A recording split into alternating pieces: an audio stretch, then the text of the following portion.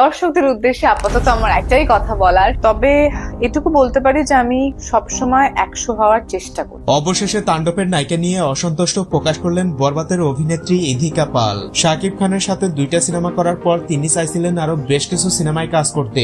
I think আমি পুরো judgmental person নই, আমি নিজেই কতটা জাজ করতে চাইবো আমি জানি না। কোনো অবধি আমাদের কথা হয়নি, তাই বাংলাদেশে সে আমাকে এখন ওয়েলকাম জানাতে পারিনি। বাট এর ভিতরেই তাণ্ডব সিনেমায় চুক্তিবদ্ধ হন সাবিলা নূর।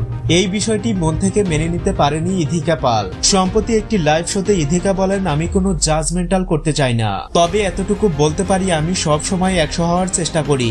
কতটা হতে পেরেছে সেটা জানি না। পরবর্তীতে তিনি দর্শকদের উদ্দেশ্যে বলেন, এখন অবধি দর্শকরা আমার এবং শাকিব খানের 2টা সিনেমা দেখেছে এবং তারা প্রচুর পরিমাণে ভালোবাসাও দিয়েছে, কিন্তু এটা জানি না শাকিবের সঙ্গে সাবিলাকে দর্শকরা কতটা গ্রহণযোগ্য মনে করবে।